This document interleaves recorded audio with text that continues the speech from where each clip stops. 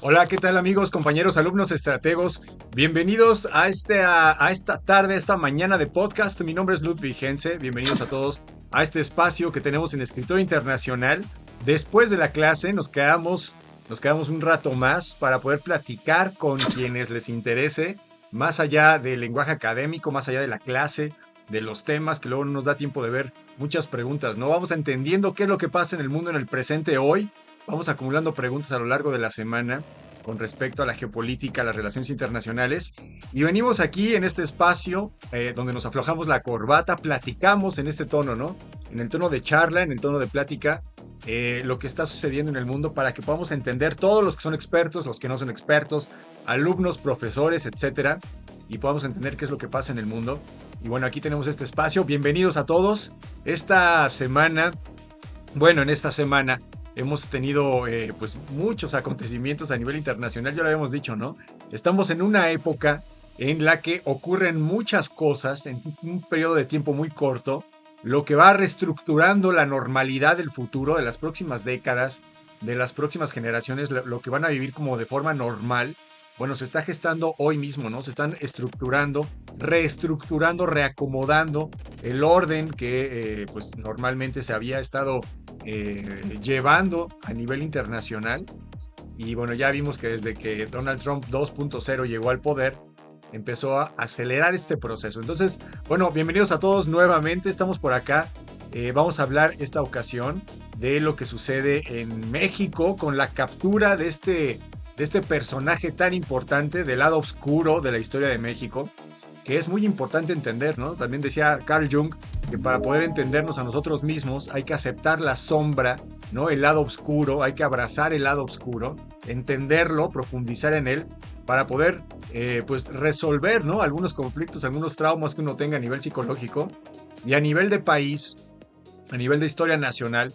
También es muy importante, sobre todo en el caso de México, revisar el lado B, ¿no? El lado B de la historia, lo que no nos enseñan en la escuela, porque es políticamente incorrecto, ¿no? Enseñarnos acerca del narcotráfico, de estos personajes que no se quieren ensalzar, o sea, no quieren ser los famosos, estos personajes, estos narcotraficantes que trascienden pues el control, ¿no? del territorio, el control del Estado, que se van filtrando, pues ya saben, ¿no? Todo este camino por medio de la corrupción a través de las instituciones que les permiten operar con impunidad o con cierta impunidad. Y entonces esta historia por lo regular no se maneja en las escuelas o en los niveles de educación básicos, sobre todo oficiales, ¿no? Y es muy importante, como decía, pues entenderlo como mexicanos, entender qué es lo que sujeta esta parte. También es una parte muy incómoda, ¿no? De la historia, el ir recorriendo historia de otros países y ver que tienen elementos característicos particulares. Y en México particularmente tenemos toda esta cuestión tan crecida de la lucha con las y que, bueno, ya también lo hemos visto muchas veces, ¿no? A causa también de que tenemos a Estados Unidos como nuestro vecino inmediato del norte y que es el principal consumidor de esta sustancia. Entonces, más allá de hablar de lo que ya se ha estado escuchando, ¿no? En las noticias de la captura del Mencho y de la reestructuración del Jalisco Nueva Generación, que si no se va a terminar este cártel, ¿no? Sino que va a continuar con un nuevo liderazgo, etcétera, etcétera. Vamos a recorrer, vamos a platicar muy rápidamente de algunos puntos muy importantes en la historia de México que nos van a ayudar a entender la historia del narcotráfico, ¿no? Algunos puntos muy particulares en donde se propició, se aceleró el desarrollo de esta cuestión y nos va a permitir entenderlo, como decía, ¿no? Y ya casi al final, pues ya estábamos preparando toda esta cuestión y apenas hace prácticamente unas horas, Estados Unidos finalmente Donald Trump finalmente se decidió y lanzó un ataque directo en contra de Irán, en el que finalmente resultó el líder, el ayatollah Khomeini, que es el líder religioso, la cabeza religiosa de este país de Irán. Ya hemos estado hablando, ahí tenemos varios podcasts en donde hablamos exactamente de la estructura política, de la estructura religiosa, del Islam, del chiismo. Entonces ahí tienen esa información, pero ahora vamos a platicar un poco acerca de lo que acaba de suceder, que es una noticia en progreso, ¿no? En realidad es muy pronto para poder hacer conclusiones, pero sí vamos a explicar qué está pasando igualmente, ¿no? Más allá de las noticias que están cambiando y que hay mucha información falsa, ¿no? Como ya también hemos platicado. Vamos a explicar, vamos a bajar a la tierra con ayuda de las herramientas de escritura internacional. Vamos a bajar a la tierra lo que está pasando en Irán. Entonces vamos a hablar de estos dos temas muy importantes para esta semana, para este podcast. Bienvenidos.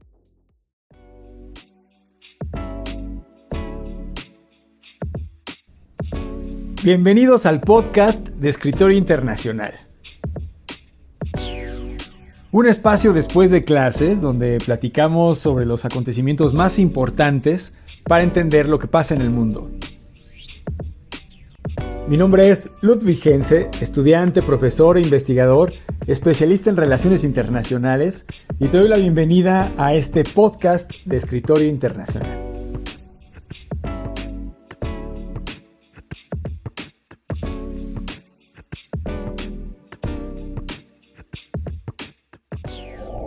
Fuimos recorriendo la historia para encontrarnos en un punto en el que pudiéramos determinar que esta historia del en México ha ido creciendo o se ha ido, como dijimos, ¿no? Impulsando por diferentes factores históricos, ¿no? Circunstanciales, que han hecho que esto cada vez crezca más. Entonces fuimos revisando cómo es que a lo largo del tiempo se ha vuelto un problema, ¿no? Las se han vuelto un problema nacional y luego internacional, siendo un problema también clandestino, porque vamos a ver cómo se fueron vinculando muchas instituciones nacionales y entonces se tiene que mantener en secreto mucha de la información que tiene que ver con toda esta situación de la... ¿no? Entonces, además que es un tema de seguridad nacional y entonces también se oculta mucho de las investigaciones que están en progreso, ¿no? Que se están ahí buscando a estos personajes, los están cazando y no se puede revelar mucha de la información que tiene que ver con los movimientos que se están haciendo para poder detener a estas personas, ¿no? Entonces, bueno, vamos a ubicarnos antes de que sea esta cuestión normal, ¿no? Normal quiero decir ya en el presente, en el 2026, en esta segunda década del siglo XXI, pues lo normal es que ya haya incluso una cultura o una subcultura, digámoslo así, por detrás o que tenga que ver con esta actividad, ¿no? Con esta actividad parte de la identidad de muchas nuevas generaciones, pues está vinculada a esta especie de violencia, ¿no? Como dijimos, se normaliza, y entonces ya los niños pueden jugar con metralletas de juguete, con pistolitas, ya están conscientes de que existe este tipo de actividades, ¿no? Que bueno, no son buenas, digamos, no son correctas, pero ahí están. Y entonces están los narcorridos y están toda la cultura, los buchonas y toda esta situación que de alguna manera le da un simbolismo a la actividad, la romantiza, ¿no? Ya habíamos hablado acerca de esto, cómo es que se hace romántico por el ideal, ¿no? Y el pensar que nostálgicamente o de forma ideal, pues el narcotráfico es este personaje que finalmente vive una vida muy, muy opulenta, ¿no? Y muy violenta, muy rápida, etcétera. Y eso es lo normal, ¿no? Bueno, hace 100 años no era normal. Arrastramos esta historia más o menos, bueno, vamos a hacer un programa especial, de hecho, ¿no? Vamos a hacer una sesión en donde vamos a platicar punto por punto para poderlo analizar exactamente a quienes les interese un poco más el tema de la evolución. Para poderlo platicar bien y que lo puedan explicar. Digo, lo puedan entender, ¿no? Bueno, sí, evidentemente lo pueden explicar a su vez, pero ahora lo vamos a platicar muy rápido. Voy a pasar muy rápido por aquí para que tengamos una idea general y, como decía, ¿no? Lo rastreamos desde principios de 1900, siglo pasado, hace 100 años. Bueno, 100 años serían 1926, pero 100 años aproximadamente, esta actividad que siempre ha existido, ¿no? Siempre en la cultura prehispánica ya se utilizaban algunos hongos alucinógenos, algunas plantas sagradas, ¿no? Que estaban vinculadas con los chamanes y con la parte ritual de las culturas prehispánicas. Y era, pues, no es que estuviera prohibido, sino que únicamente los iniciados, las personas, los chamanes, los sacerdotes que estaban en una sintonía, en una frecuencia más elevada con la sabiduría, ¿no? Con el cosmos, etcétera, pues eran quienes utilizaban estas plantas con estos fines sagrados. Y bueno, ya esto es prehispánico, desde antes de la conquista, del descubrimiento, etcétera.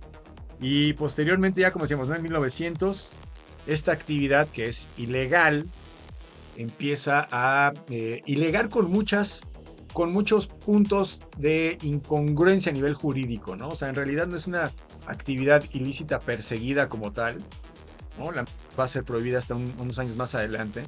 Entonces, lo que es ilegal realmente es la producción y la transferencia de este producto a Estados Unidos, ¿no? Desde el principio, digamos, desde la época de la Revolución, pues ya se fumaba y se pasaba a Estados Unidos en un momento de caos, ¿no? Para la historia de México, en la Revolución Mexicana, donde se están poniendo de acuerdo y se están reorganizando las estructuras de poder, ¿no? Hay este caos y hay muchos terratenientes que están buscando tener cierto poder, ¿no? Ahí están los villistas, están los carrancistas, está la época de la Revolución en auge y entonces existen algunas figuras que ya se dedican a esta actividad.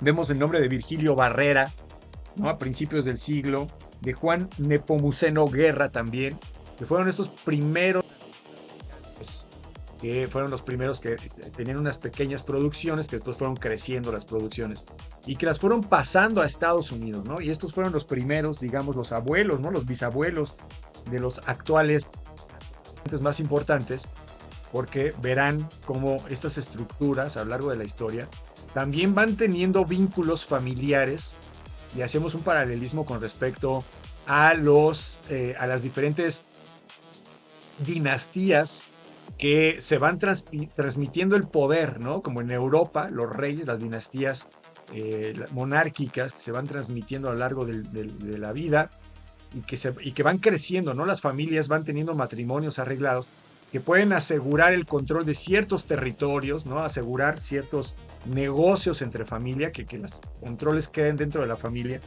Y esto es el mismo modus operandi, diríamos, ¿no? Algunas familias se van vinculando con otras dentro del mismo mundo con el norte del país de México y se van constituyendo a lo largo del tiempo, ¿no? Que son personas cercanas que se van constituyendo familiarmente.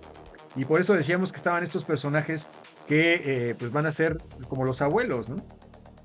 En este 1800, acuérdense, la revolución empieza en 1910 aproximadamente y hay un momento de caos, ¿no? Casi 10 años en México, hasta que podremos decir que en 1917, ya cuando se redacta la Constitución, termina la época de la revolución, la época de los balazos, ¿no? Del desorden, y comienza una época para el país institucional, digámoslo así, ¿no? Ya con una constitución, ya con leyes que hay que respetar, con instituciones que se están consolidando, que se están conformando a partir de ahí. Y entonces, a partir de la Revolución Mexicana, decíamos que varios terratenientes que ya tenían contacto con estos primeros narcotraficantes y con estos personajes que producían la marihuana, producían el opio en este territorio del norte del país, se conoce como el Triángulo Dorado, en donde pues ahí se da muy bien por el clima, ¿no? También eso es importante saberlo, ahí en la zona de todo el norte del país básicamente, ¿no? Desde Tijuana hasta Tamaulipas, Sinaloa, etcétera, ¿no? Chihuahua, toda la parte del norte es una tierra muy propensa para el opio también. Y bueno, originalmente eran las drogas que se estaban comerciando, ¿no? Ya después vamos a ver la revolución de las drogas sintéticas, que también va a ser otro punto importante que cambió la historia, ¿no? Aceleró la historia de este desarrollo de esta historia de las drogas. Entonces ahí van, en 1917, varios terratenientes que triunfaron, que estaban del lado de quienes triunfaron en la Revolución Mexicana, poco a poco van a ir ocupando puestos de poder. Entonces vamos a ver cómo estos puestos de poder ya están vinculados con producción de marihuana, producción ilegal de drogas, y que también ya están vinculados con el poder. Entonces, desde que nace, digamos, la estructura del país después de la Revolución Mexicana, estos personajes, Juan Nepomuceno Guerra, son muy cercanos a varios personajes del gobierno, a varios senadores.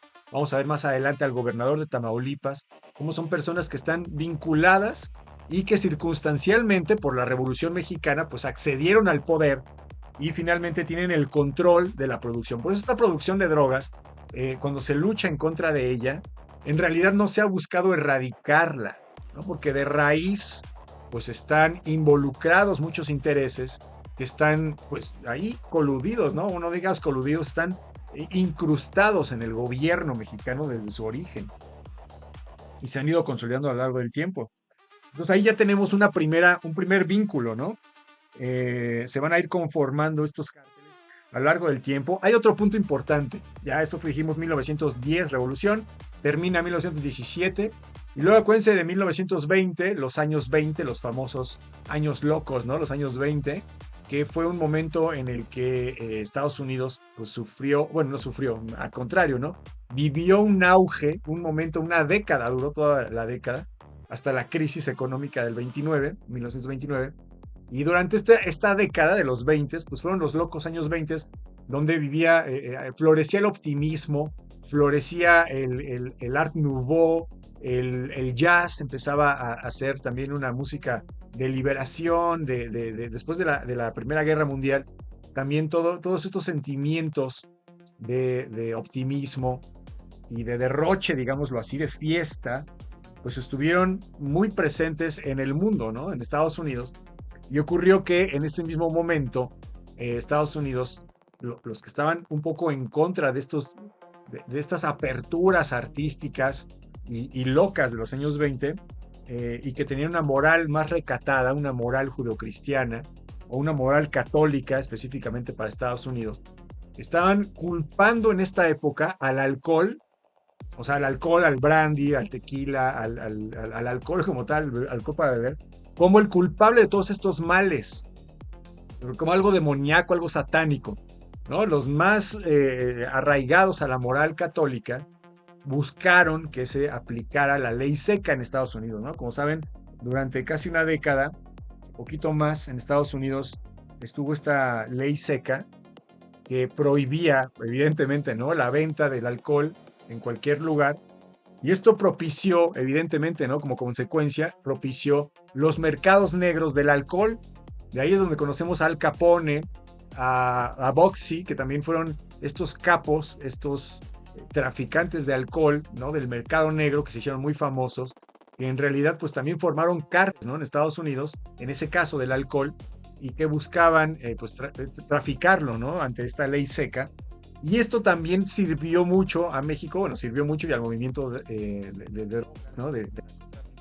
Que todavía no hay cárteles de la droga como tal, ¿no? Son pequeñas producciones, pequeñas relativamente, que se pasan a Estados Unidos, pero no son unas grandes organizaciones como las conocemos ahora, que tienen presupuesto, ¿no? En este momento son como negocios, ¿no? Grandes negocios de rancheros, como decíamos, ¿no? Estas personas. Y entonces, esta prohibición, esta ley seca en Estados Unidos, va a fomentar indirectamente que se consuman las drogas y el opio, la dormidera, que se producen en México, ¿no? Entonces también este es un momento muy importante. En el 29, en la década de los 20, va creciendo esta necesidad o este consumo por parte de Estados Unidos. Acuérdense que Estados Unidos pues es el principal consumidor de todo, ¿no? De todo, es lo que compra más cosas en el mundo. Estados Unidos importa de todos países del mundo. En Estados Unidos pueden conseguir cualquier cosa de cualquier país, incluso armas, ¿no? Incluso drogas, evidentemente. Y esto, pues a lo largo del tiempo, va quedando también incrustado en parte de la identidad también, ¿no? De los estadounidenses, ¿no? Bueno, ahí estábamos, 1929. Se empieza ya a tener, a partir de esta necesidad, que bueno, veíamos que los estadounidenses van requiriendo cada vez más droga. Aquí estoy revisando en esta época lo del mercado negro. Alphonse Gabriel Capone, es Al Capone, que es el principal traficante de alcohol, y Boxy, ¿no? Es el equivalente, pero Boxy estaba del lado de Las Vegas y estaban ahí con el alcohol, traficando el alcohol, mientras la moral católica prohibía el alcohol a una población estadounidense que originalmente pues había una migración. Acuérdense que Estados Unidos es un país de migrantes, ¿no? Evidentemente siempre ha habido migrantes, y en esta época había un flujo de migrantes que tenían dentro de sus culturas el consumo del alcohol, o sea, no lo iban a dejar porque era parte de su cultura. Por ejemplo, los irlandeses, los italianos, los franceses, que pues está ahí prácticamente en su genética, ¿no? En su cultura, el alcohol, las celebraciones, etcétera. Y bueno, pues por eso es que también se fomenta mucho en este año, en esta época se fomenta el mercado negro, ¿no? Ahí están, un periodo largo en el que se desarrollan estos mercados negros en Estados Unidos. Y como decíamos, afecta a México en el sentido de que pues van floreciendo estos pequeños negocios que con el paso del tiempo pues van requiriendo ser cada vez más organizados, empiezan a ser cada vez más institucionales, ¿no? Que tengan cada vez más orden. Por eso es que se llama el crimen organizado, porque ya deja de ser pues un crimen así muy amateur y se requiere la profesionalización de esta actividad.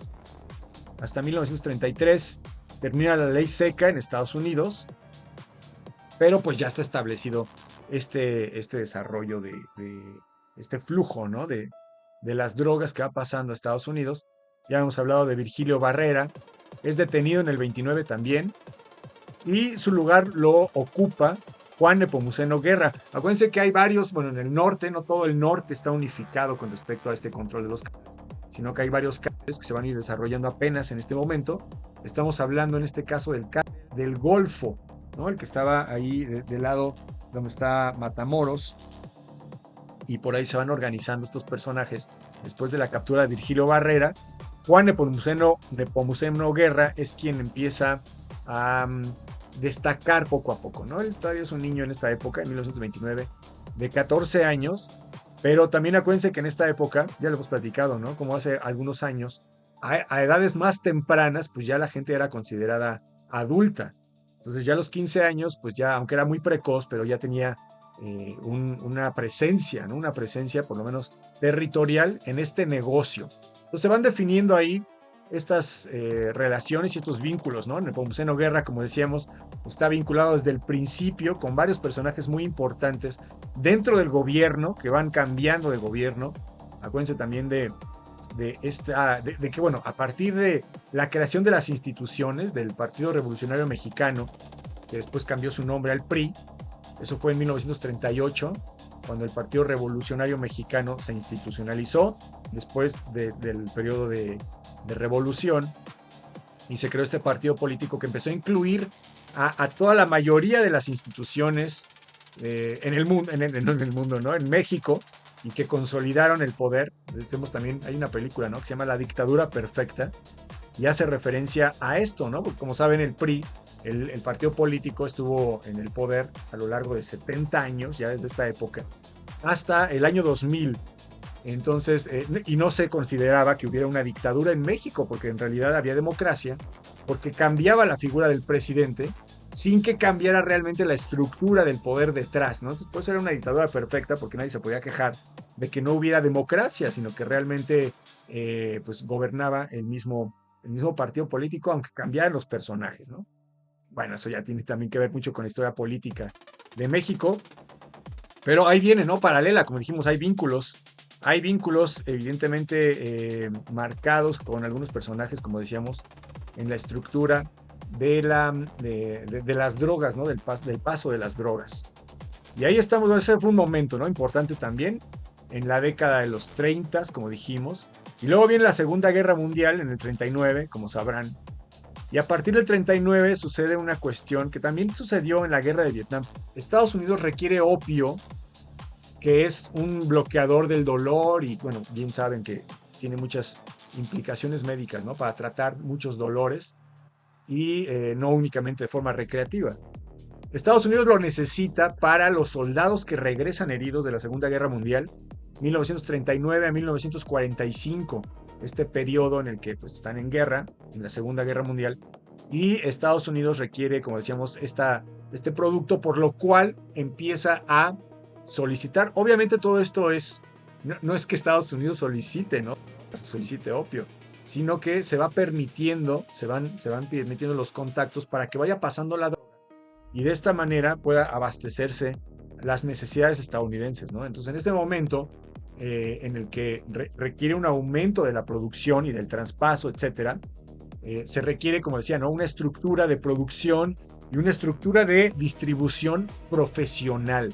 ahí brinca de ser negocios muy grandes y muy fructíferos a ser realmente empresas que ya van requiriendo pues características particulares, ¿no? Ya necesitan administrador de recursos financieros, el dinero empieza poco a poco a ser un problema y entonces ya el dinero en efectivo, quiero decir, entonces ya el dinero no pueden tener tanto dinero en efectivo en casas en donde van acumulando a lo largo de estos años, estamos hablando apenas del 45, ¿no? De los 40, pero estas necesidades que van creciendo a lo largo de estos años por parte del narcotráfico, pues van siendo cosas que tienen que hacer que se revolucione, ¿no? Que vayan revolucionando la forma en la que administran.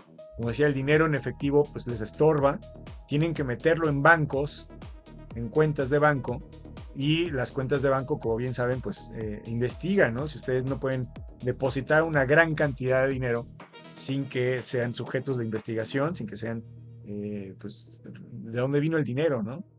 Entonces esto empieza a ser un problema y va a hacer la necesidad de que busque las maneras en las que se pueda pues repartir este dinero. Ahí en los años 45 también es muy icónico, a lo mejor se acuerdan de este Hotel Flamingos, sale en varias películas, en muchas películas. Hotel Flamingos en Las Vegas, es muy famoso porque fue el primer hotel en Las Vegas que tenía un casino integrado. Y además este hotel estaba administrado por el equivalente a Al Capone en Las Vegas, Boxy, y que también tenía contacto con Nepomuceno Guerra para la venta de botellas de alcohol en su momento, cuando estaban en la época de la prohibición. Le vendía botellas para el whisky y también le vendía, ¿no? Entonces ahí estaban los contactos. Ahora Nepomuceno Guerra, como decíamos, ya para 1958, 59, ya para la época de López Mateos, solía Nepomuceno Guerra viajar a la Ciudad de México cada cierto tiempo para reunirse ya directamente con personajes del gabinete presidencial, ¿no? Y ahí estamos de López Mateos, evidentemente, ¿no? Y ahí vemos un contacto muy interesante, el que vamos a platicar ya más adelante. El secretario de Industria y de Comercio en 1958 se reúne, como decíamos, constantemente con este personaje. Y el secretario de Industria y Comercio se llamó Raúl Salinas Lozano. Y sí, es el padre, o fue el padre, del expresidente Carlos Salinas de Gortari. Pues de alguna manera vemos cómo se están vinculando, o se pone más interesante, ¿no? Esta cuestión de los vínculos que hay en las drogas y en el gobierno. Están incrustados, ¿no? Desde el principio. Bueno, ahí está esta parte en la que pues va sucediendo esta conformación de las estructuras de las drogas. Sucede algo, bueno, la gente, en este caso, Nepomuceno y los diferentes dirigentes de los cárteles en esta época, van siendo capturados en algunos casos o mueren, ¿no? Y en este caso en particular, al morir Nepomuceno Guerra, hay otro corte histórico muy importante en el que ya empieza a tomar forma este problema de las drogas o de los cárteles, como lo conocemos ahora. Y esto fue en 1978, también es una fecha muy importante. En este momento muere Pedro Aviles, quien es conocido como el León de la Sierra, que había tenido pues el control de toda esta parte del norte, lo que es Guadalajara básicamente, y que al morir pues van a subir al poder algunos de los terratenientes con los que él tenía pues contacto directamente. Y estos nombres ya les van a sonar mucho más conocidos, ¿no? Félix Gallardo, Ernesto Fonseca Carrillo, Caro Quintero, quienes van a formar el cártel de Guadalajara en el futuro. Se empieza a conformar. Ha habido paralelamente otros cárteles más pequeños, pero acuérdense que la palabra cártel se refiere a un grupo de personas que tienen una actividad económica y que buscan garantizar que ellos sean los que manejan los precios, los que manejan el producto y buscan derrocar a la competencia como dé lugar, ¿no? A lo largo del tiempo hemos visto varios cárteles económicos que buscaban, ahí están los Rockefeller, ¿no? Que buscaban derrumbar a la competencia por todos los medios, incluso los medios ilegales, Y en este caso es lo mismo, ¿no? Lo que pasa es que esta actividad del narcotráfico es ilegal. Entonces, en principio, pues todo lo que hagan, todas las actividades, todas las reuniones, todos los negocios son ilegales. Pero buscan en la ilegalidad, pues ser quienes destaquen, ¿no? Que tengan el mercado por completo. Y ahí empieza, como decíamos, a complejizarse un poco la historia del narcotráfico en la aparición en septiembre de 1978 del cártel, bueno, va creciendo, ¿no? El cártel de Guadalajara con estos personajes que también hemos visto que son personajes que dentro del anonimato logran pues consolidarse como figuras, ¿no? También por eso es que no teníamos o no hemos tenido en México, en el mundo, información de muchas cuestiones históricas, de muchos casos, no únicamente con, ¿no? Muchos casos que tienen que ver con historia militar o con historia de asesinatos, ¿no? Estoy viendo aquí el asesinato de John F. Kennedy, por ejemplo, ¿no? Muchas cuestiones y muchas actividades que han sido registradas como de seguridad nacional y por lo tanto pues no se difunden públicamente hasta que pasa un tiempo. Entonces ya hasta que pasa el tiempo, todas las especulaciones que se pueden ir haciendo van tomando forma y entonces se comprueban o se rechazan algunas teorías que se tuvieron a lo largo del tiempo, ¿no? Entonces ahí viene creciendo este sistema organizado ya como cártel en Guadalajara que busca pues tener el control de las rutas del comercio y del traspaso, ¿no? A Estados Unidos. Paralelamente, Estados Unidos en 1971 cambió una política federal o estableció esta política federal que es esta guerra directa contra las drogas, ¿no? Nombró a las drogas como su enemigo principal. En esta época, vean la fecha, 1971, en la que el enemigo principal había sido, ya desde hacía varias décadas, el socialismo, ¿no? Después de la Segunda Guerra Mundial, había estado Estados Unidos buscando esta doctrina de contención del socialismo, no nada más en América, ¿no? Sino en todo el mundo, buscaba detener a todos los grupos que fueran socialistas y que pudieran tener algún tipo de tendencia hacia el socialismo, y era el enemigo principal. Y ya para 1971, este enemigo pues deja de tener el protagonismo, y entonces las drogas son el enemigo número uno. Lo dijo Nixon en su momento, y estuvieron haciendo algunas ofensivas directas, o planeando algunas ofensivas directas en varios países para poder intervenir, ¿no? También le sirvió a Estados Unidos muchísimo para poder tener una justificación y poder entrar a algunos países de forma legal o de forma encubierta por medio de la CIA para poder tratar este tema de las drogas, ¿no? Y de la distribución de las drogas ilegales. Entonces, a partir de 1971, en junio, esta política, Estados Unidos también cambia un poco el panorama, ¿no? Del juego, porque ahora, pues, Estados Unidos también ya busca esta cuestión. En 1985 sucede algo también que cambió el rumbo de la historia de las drogas y del país, del lado oscuro, digamos, del lado B de México. En 1985, Estados Unidos ya estaba investigando a este de Guadalajara,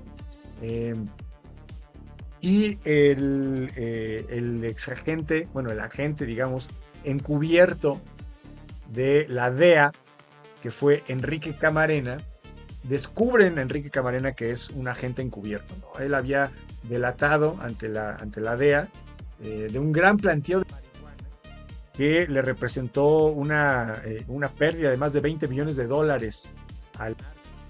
Y entonces cuando descubrieron que este personaje, Enrique Camarena, era un doble agente, bueno, lo capturaron, lo torturaron y después lo asesinaron.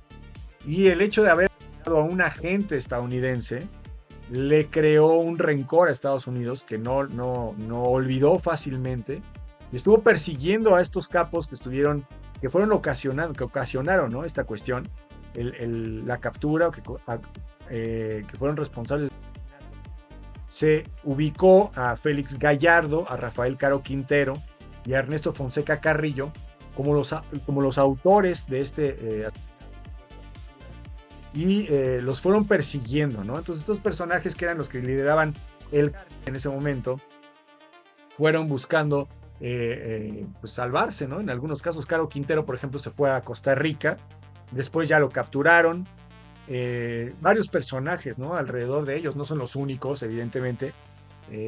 También habíamos comparado, bueno, esto ya es en el presente, al cártel de Jalisco, la Nueva Generación, en el presente, como una empresa para que nos demos una dimensión, como una empresa del tamaño de Google, ¿no? Ahorita vamos a ver cuánto presupuesto maneja.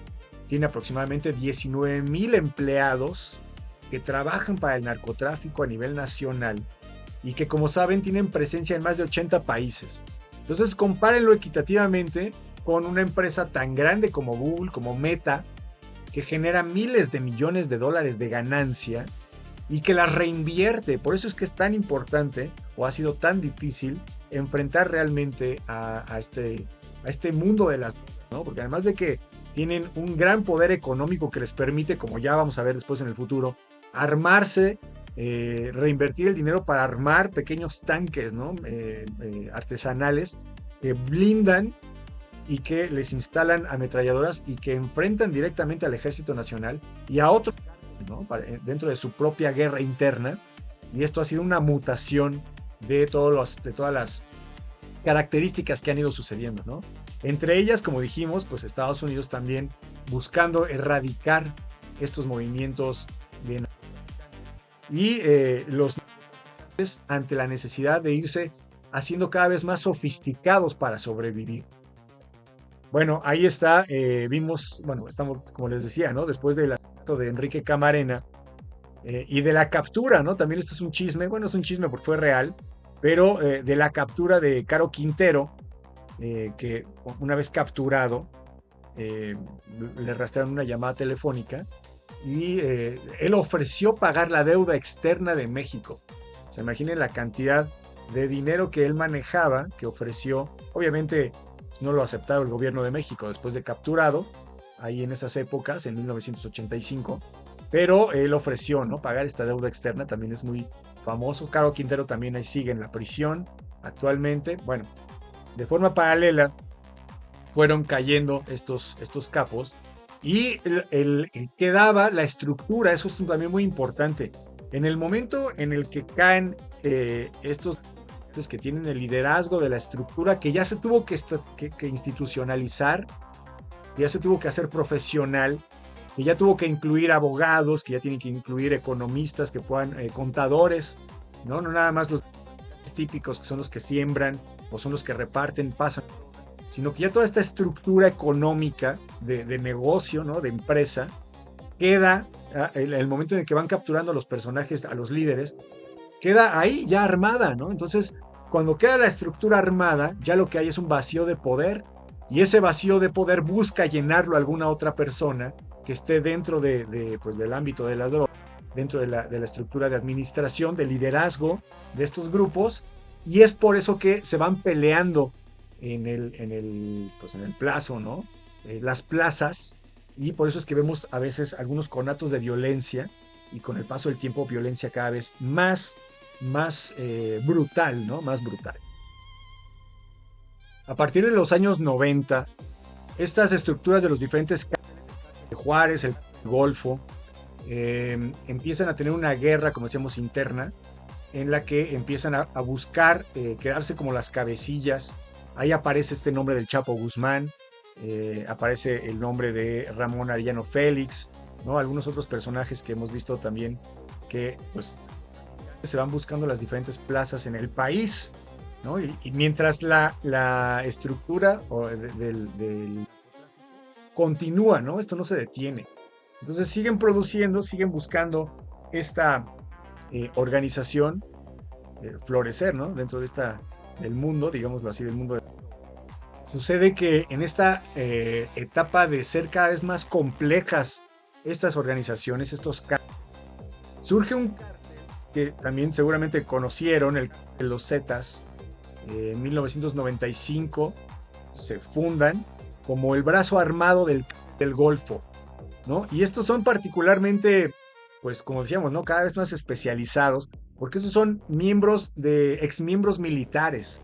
Entonces utilizan tácticas militares para tener el control del territorio, para planear venganzas directas contra líderes de otros cárteles.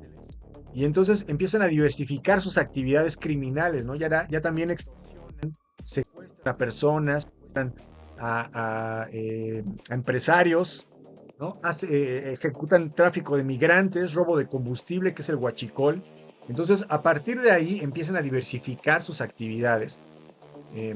Y esto pues va a ser a raíz precisamente de este profesionalismo, ¿no? De la integración de los militares, que como saben pues tienen una formación con disciplina, con tácticas de guerra, con tácticas de supervivencia, saben utilizar armamento y entonces estas organizaciones se vuelven cada vez más poderosas.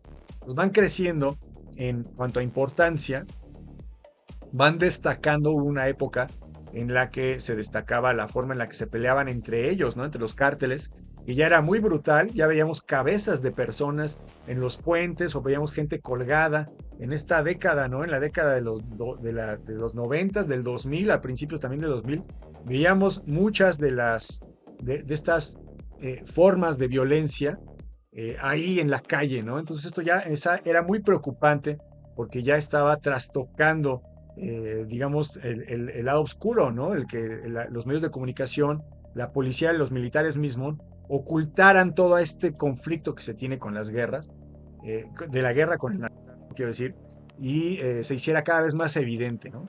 A lo que, como bien sabemos, en el año 2006, luego que llegó Felipe Calderón a la presidencia, después de haber cometido fraude en las elecciones presidenciales, llegó a la presidencia y entonces ejecutó este operativo Michoacán, que como saben fue la guerra frontal en contra de ¿no? En contra de los grupos narcotraficantes. Bueno, ya después vimos que Calderón en realidad estuvo atacando a ciertos grupos narcotraficantes. Ahorita no vamos a entrar en detalles, pero en realidad no buscaba, como dijimos al principio, erradicarlos, ¿no? Más bien controlarlos. Ya después vimos cómo es que su secretario de Seguridad, García Luna, estuvo involucrado con el cártel y tenía tratos con el cártel. Y bueno, tenía ahí algunos vínculos muy importantes del que el presidente o el expresidente se deslinda, ¿no? Y dice no conocer al respecto, pero que pues finalmente ya dentro del poder, en una estructura, en una figura tan importante como lo fue García Luna como secretario de Seguridad, ya veíamos cómo se coludían estos grupos que supuestamente estaban enfrentándose en la guerra. Esta guerra frontal contra el narcotráfico que empezó Felipe Calderón se vio ante una situación muy particular. Estos grupos delictivos ven todo el dinero que manejan, ¿no? Manejan miles de millones de dólares. Tenemos varias cifras de la producción anual y como decía, ya veíamos desde el 2010 que se encontraron algunas camionetas blindadas, como decíamos, en Tamaulipas, artesanalmente ya con ametralladoras y ya con diferentes elementos para enfrentar directamente en esta guerra, ¿no? Ya estaba declarada la guerra. Y estas personas, con una guerra declarada, pues tienen que ganar la guerra, ¿no? Esa es la cuestión. Y entonces, como decíamos, todavía amplían más su cartera delictiva para poder generar recursos para poder ganar esta guerra, ¿no? Tienen que comprar y mantener pues al ejército que están creando y que está enfrentando al gobierno mexicano, ¿no? Se va consolidando. En lugar de que se terminara rápidamente con el poder del Estado a estos grupos se empezaron a fortalecer y pudieron enfrentar de forma profesional al ejército mexicano. Entonces esto fue un contraproducente para la paz en el país. Veíamos durante estas épocas cómo es que los índices de mortandad ahí en el norte del país y la cantidad de gente muerta dentro de esta guerra, la cantidad de cementerios clandestinos que fueron encontrando, la cantidad de personas, de madres buscadoras que buscaban evidentemente a sus hijos, que en algunos casos pues el cártel o los diferentes cárteles los habían sometido, ¿no? Los habían ejecutado y los habían enterrado o en algunos casos los habían calcinado.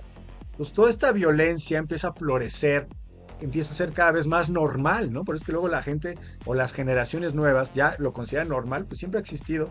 En realidad no ha existido siempre, ¿no? Hacía unas décadas la brutalidad de esta violencia no era tal, porque la sofisticación de estos grupos de no habían empujado a la necesidad de defenderse, ¿no? El mismo Jalisco de la nueva generación, al frente, quien estaba al frente del Mencho, es quien en el 2012, tal vez recuerden, que en una persecución que tenía la policía, la gente del Mencho disparó un misil un misil Stinger en contra de un helicóptero, ¿no? Matando a varias personas del ejército, de la policía mexicana en este atentado, ¿no? O sea, modernizó el armamento que tenía el con este lanzamisiles. Después se hicieron de drones, ¿no? Conforme avanza la tecnología, como siempre hemos dicho, lo primero que hace es la tecnología es buscar mejoras con respecto a las armas, ¿no? A la forma en la que pueden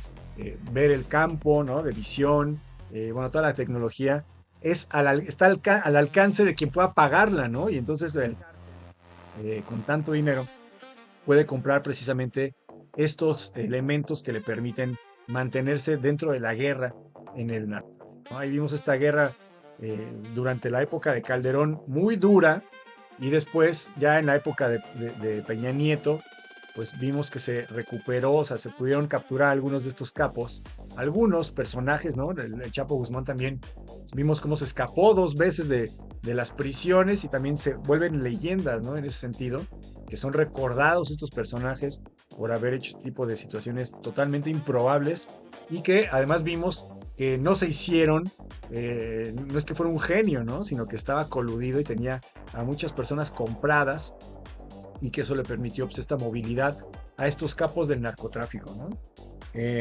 Ahí esta estructura, como decíamos, de Jalisco Nueva Generación, lo podemos entender mucho mejor, como decía, si observamos o si lo vemos desde la perspectiva de una empresa y de una empresa tan grande como lo es Google o como lo es Meta, ¿no? A partir de ahí podemos ya entender que hay un número de personas que dependen de esta empresa y que van a estar luchando por no dejar que esta empresa caiga y que ya tienen una estructura, como decía, ¿no? Ya que se formó diferentes departamentos de las empresas, diferentes líderes de diferentes sectores de esta empresa, que en el momento en el que cae una cabeza, o la cabeza principal en este caso, como el Mencho, esto no quiere decir que la estructura o que la empresa como tal deja de existir, ¿no? Está estructurada con muchos brazos que en el caso de que la cabeza caiga, pues como decía, ¿no? Hay un fenómeno en el que los diferentes grupos, como se da también en la política, diferentes grupos políticos buscan volver a encabezar ellos mismos este liderazgo, pero que la estructura pues prácticamente no se modifica, ¿no? O sea, puede mantenerse a lo largo del tiempo a pesar de los enfrentamientos directos con el gobierno, y lo que puede suceder es que en algún momento estas organizaciones, la mayoría de ellas, ¿no? Porque también acuérdense que Donald Trump apenas el año pasado nombró como terroristas a varios organismos a varios Sinaloa, el Jalisco Nueva Generación, el Cártel del Golfo, el Cártel del Noreste, la Nueva Familia Michoacana, fueron nombrados como grupos terroristas, lo que también, como bien sabemos, le da a Estados Unidos una justificación legaloide, ¿no? Va preparando una posible intervención, no tiene que ser una intervención directa, pero sí una intervención puede ser política, una intervención indirecta en México para poder tener el control de estos carteles. Lo va preparando de alguna manera, nombrando a estos grupos como terroristas, ¿no? Esto es punto y aparte también la parte geopolítica o el deseo de Estados Unidos a nivel geopolítico, pues ha estado siempre apuntando hacia México, ¿no? O sea, realmente Estados Unidos tiene un gran control de muchas cosas que hay una gran presión en México en la forma en la que se hace la política, en la forma en la que se firman algunos tratados, entre otras cosas porque pues Estados Unidos es la superpotencia mundial y lo tenemos justamente pues de por vida en el norte, ¿no? De nuestro país. Y entonces hay que convivir de forma directa con Estados Unidos desde siempre, ¿no? Entonces estos grupos se han ido modernizando y en el presente pues ya manejan una economía de guerra, como decíamos, ¿no? Ahí estaba el paralelismo de la economía de guerra, como cuando estudiábamos a estos grupos feudales, ¿no? Estas organizaciones feudales, que eran personas que vivían en un territorio determinado y que en algún momento podían reclamar su independencia o su autonomía al reconocerse como oriundos de una cultura particular, ¿no? Ahí en la época del feudo, pues se juntaba mucha gente, y esa gente convencía a otra gente de pertenecer a este grupo nacional y en el futuro van a permitirse la creación de algunos otros países, ¿no? Veíamos ahí ese paralelismo con respecto a las organizaciones, porque muchos de estos, más allá de tener estas políticas, ¿no?, en contra del gobierno, de forma directa muchas veces se ganan al pueblo, ¿no? Les compran cosas al pueblo, patrocinan la iluminación de varios pueblos, el pavimentado de las calles, en algunos casos, ¿no? Las ferias o las fiestas patronales las patrocinan ellos, ¿no? Hacen muchas cosas que a la gente le benefician de forma directa, y esto produce que algunos capos de la droga directamente sean, digamos, patrocinados por la gente, ¿no? La gente de alguna manera los cuida, y entonces se vuelven lugares muy seguros, entre comillas, para estos. Y es parte de la influencia que pueden tener estas organizaciones, tanto los capos de forma personal como las organizaciones que están en un pueblo, ¿no? Hemos visto algunas noticias en las que la policía va tras en algún pueblo y la gente misma no le permite que avance porque lo protegen, ¿no? Lo protegen porque son sus padrinos, digámoslo así. Y estos fenómenos se han ido desarrollando a lo largo del tiempo, sobre todo por la cantidad de recursos que maneja este mercado negro, que se puede permitir pues derramarlo de esta manera, y les funciona a nivel político. Si seguimos la línea de lógica de esta evolución de estas organizaciones, vemos que pues, se han ido creciendo, se han ido modernizando, no hemos hablado, lo hablaremos en el futuro, acerca del mercado de las finanzas, ¿no? Como decíamos, la forma, después de que el dinero en efectivo se vuelve un problema, el mover las grandes cantidades de dinero por medio de los bancos, pues también está presente, ¿no? Y eso sin hablar también de los cárteles que están presentes ya del otro lado de la frontera de Estados Unidos, y que son los que directamente manejan al consumidor final, que son los estadounidenses, que la compran, ¿no? Entonces hay muchos elementos, muchas instituciones, muchísimo dinero que está jugándose, que está fluyendo en este mercado, por lo que pues este mercado no va a terminar, ¿no? No va a terminar pronto, y más bien se está reconfigurando, así como el orden mundial que estamos viendo a nivel político, a nivel geopolítico, en el presente. Por otro lado, vimos también de forma muy sorpresiva que Donald Trump finalmente se decidió a bombardear Irán y a apostársela, ¿no? Porque ya habíamos dicho que se está jugando de hecho todavía su elección, no directamente de él, sino de su partido político, el Partido Republicano.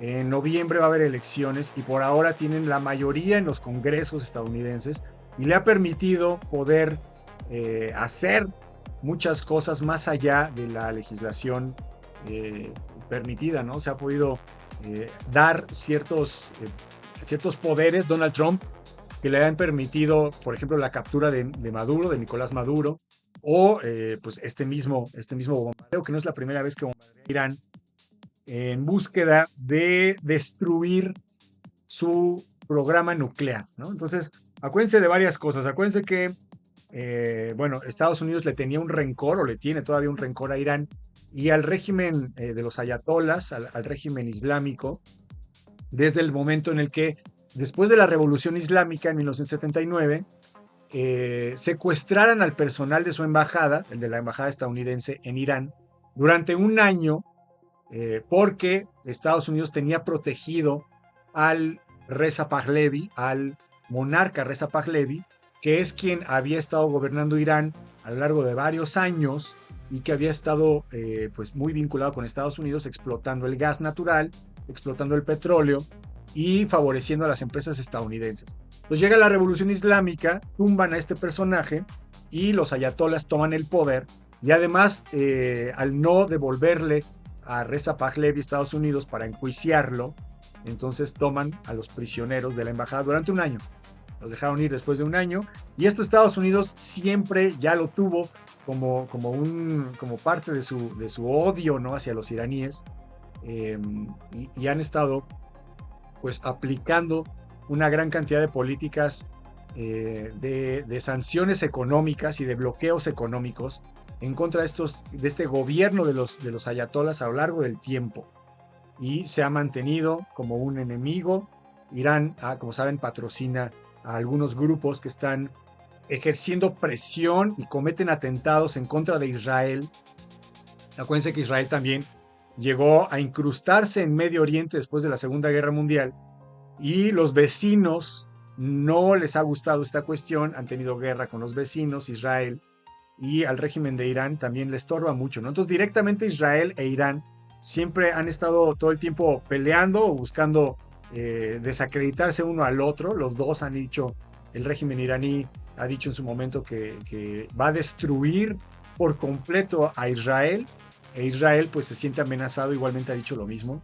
Y bueno, como bien saben, el tener una bomba atómica, una bomba nuclear, pues podría ayudarles a este propósito a los iraníes, cosa que Israel y cosa que Estados Unidos, como aliado importante, ya hemos hablado del lobby israelí, de los intereses económicos de los israelíes en Estados Unidos, etcétera, etcétera, y están muy vinculados. Entonces por eso es que Estados Unidos apoya a Israel para que sea, pues digamos, también una hegemonía dentro de la región. Acuérdense que Israel busca establecer un gran Israel que le permita pues ser la potencia de la región, y el país de Irán, la República de Irán, está enfrentada directamente con este propósito de Israel, ¿no? Entonces siempre han sido enemigos en ese sentido, y el interés de Estados Unidos es apoyar a Israel, y por lo tanto, como dijimos, ¿no? Donald Trump finalmente cedió a la presión israelí y lanzó estos en los que finalmente murió el líder el segundo líder de la Revolución Islámica. El líder de la Revolución Islámica fue el Ayatollah Khomeini, y ahora acaban de asesinar al Ayatollah Khomeini, quien, como decíamos, ¿no? Más allá de su rol político, tenía un rol espiritual. Al ser una república islámica, este personaje concentraba el poder político, ¿no? O sea, a partir de ahí él tenía el control de las fuerzas armadas, por ejemplo, ¿no? Del país, además de las organizaciones militares que hay en Irán, además del Ejército Nacional, la Guardia Revolucionaria, que es una guardia, es como un ejército paralelo que le sirve muy bien para mantener el orden y la moral islámica dentro del país. Entonces, esta estructura se vio bombardeada. Finalmente Estados Unidos bombardeó y asesinó a este líder que pues prácticamente en el país era muy querido, ¿no? Era muy querido. Obviamente también había muchos grupos que están en oposición a este gobierno en Irán, y que a lo largo del tiempo se les ha vinculado con Estados Unidos y con los espías estadounidenses que buscan infiltrarse para desarrollar un golpe de Estado, para crear inestabilidad, cosa que no nos parece raro, ¿no? Porque siempre Estados Unidos se ha caracterizado por eso. Ahí vemos la historia de América Latina, ha intervenido en todos los países de América Latina de una manera o de otra para tener el control, ¿no? En su zona de influencia. Y en este caso, pues también Israel, que también es experto en el espionaje, pues están presentes en este país buscando la manera de desestabilizar el gobierno, y por eso es que se ha también fomentado la idea de la historia de Estados Unidos como enemigo de Irán directamente, ¿no? Entonces ahí vemos también un fenómeno en el que ya las nuevas generaciones también aprendieron a odiar a Estados Unidos, así como Israel, las nuevas generaciones de Israel aprenden desde niños, ¿no? A odiar a los palestinos, a relacionarlos con bestias o con demonios, y toda esta cultura pues se va prolongando a lo largo del tiempo y se van fundamentando en estos supuestos que están ya incrustados en la memoria, ¿no? De las generaciones, que muchas veces pues no reflexionan, ¿no? No hacen una crítica acerca de sus propios pensamientos, creyendo que pues ellos son los que piensan de esa manera. Y bueno, en fin, ahí está involucrado esta cuestión, ¿no? Del poder en Irán, que hemos visto que su tradición también ya vemos que se divide el Islam en dos principales ramificaciones, el Islam sunita y el Islam chiita, que además tiene que ver con la sucesión del Islam, de la dirección o el liderazgo del Islam después de la muerte del profeta Mahoma. Los sunitas buscaban que la sucesión del profeta pues fuera ya con una estructura política de elección popular, y los chiitas buscaron que el liderazgo después de la muerte del profeta fuera por medios y por vínculos sanguíneos, ¿no? De la familia del profeta. Y solamente ellos podían ser los únicos que podían acceder a este liderazgo. Y ahí fue donde se rompió esta división, o donde se abrió, ¿no? La división de los islámicos, de los musulmanes. Y entonces tienen ese principio. Los chiitas se unificaron, o digamos, se concentraron en Irán, ¿no? En Irán la mayoría de los musulmanes son chiitas. Y bueno, ahí pertenecen. Y en el resto del mundo, la mayoría de la gente del Islam, de los musulmanes, son sunitas y están también esparcidos por todo el mundo, no únicamente en Irán son una minoría. Y ahí vemos esta conformación étnica que, como decía, no nos parece raro, no nos parecería raro que Estados Unidos esté buscando internamente pues mover, ¿no? La conciencia de las poblaciones para lograr sus intereses, ¿no? Como lo hemos visto, como dijimos, en América, lo vimos de forma muy vulgar en Venezuela, y ahora con este bombardeo a Irán, pues estamos viendo cómo, decíamos, ¿no? Donald Trump jugó con esta posibilidad de elecciones, para las elecciones que le favorecieran a su partido político en el futuro, y que, pues finalmente con este bombardeo o este triunfo con respecto a limitar al programa nuclear de Irán, como dijimos que es uno de sus principales objetivos. Entonces esto acaba de suceder, es una noticia que está en curso, se está desarrollando, y posteriormente, bueno, vamos a colocarla en el contexto internacional y en el contexto histórico para que la puedan entender mejor, ¿no? Por lo pronto les voy a compartir la liga ahí en los comentarios de este podcast, al podcast en el que hablamos acerca de la República Islámica y en el que hablamos acerca del Islam, para que tengan un panorama mucho más amplio de lo que está pasando en el mundo. Y bueno, eso es todo por hoy. Nosotros no nos despedimos. Los invito a que nos pregunten, a que comenten en la caja de comentarios, a que nos digan cuáles son los temas más importantes que les llamen más la atención y las preguntas que quieran resolver para poder entender este mundo presente. Nosotros estamos en las redes sociales, en Escritorio Internacional. Y bueno, como decía, yo no me despido. Mi nombre es Ludwig Hense. Nosotros nos veremos en el futuro.